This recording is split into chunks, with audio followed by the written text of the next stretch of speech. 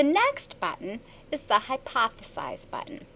As you are working through cases, it may be useful to you to generate a list of potential diagnoses that are relevant to the set of findings that you have identified thus far. In the tutor, these are called hypotheses. So I'm going to go ahead and do that. I'll click the Hypothesize button to select it.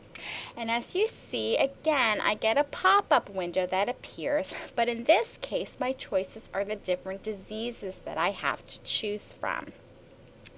So I'm going to go ahead and put down that this is a dysplastic nevus. So I'll right-click on dysplastic nevus to add it to the selection list.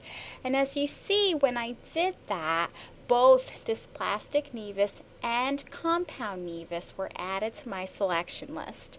When selecting hypotheses and diagnoses, the tutor automatically adds the maturation level for nevi, so that would be compound, dermal, or junctional. It automatically adds that for nevi, and the degree of invasion for melanomas, so that would be in situ and invasive, or just invasive. These things are automatically added to your list of items. If an item is selected that you do not want to add, you can deselect it by clicking on the item to highlight it and then clicking the minus button. So now I removed compound nevus from my selection list. I'll do that again with dysplastic nevus. I'll click on it to highlight it and then click the minus button to remove it. But what I actually want to say is that I think this is an in situ and invasive melanoma. So I'll find that in the selection tree and I'll add it to the selection list. And as you see now it's there, I'll click OK, and now it says in situ and invasive melanoma. The next button is the diagnosis button. You can look at diagnoses as your final answer, your final diagnosis for the case. The ultimate goal of any case is to make a diagnosis.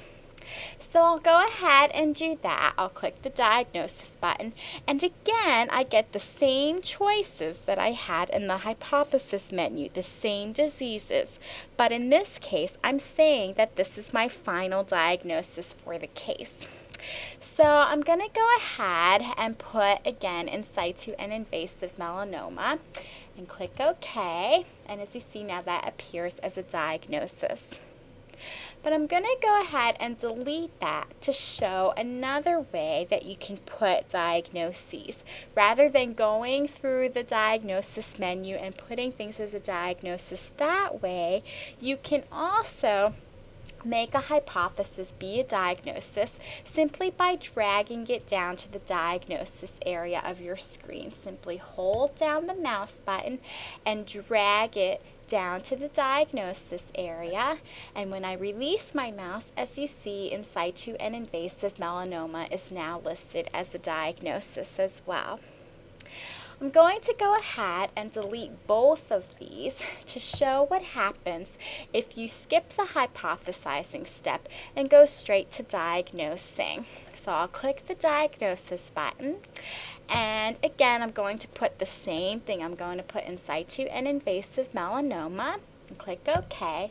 And when I do that, the disease appears as both a hypothesis and a diagnosis. So if you skip the hypothesizing step, the tutor will put the disease as both a hypothesis and a diagnosis. But again, you want to consider hypotheses possible diagnoses, and diagnoses would be like your final diagnosis for the case. You should note that there are some cases within the tutor where the maturation level of a nevus, such as compound nevus, or degree of invasion of a melanoma, such as in situ and invasive melanoma, is sufficient for the final diagnosis. Therefore, there will be cases where the nevus type or histological type will not be required for you to come to the correct final diagnosis.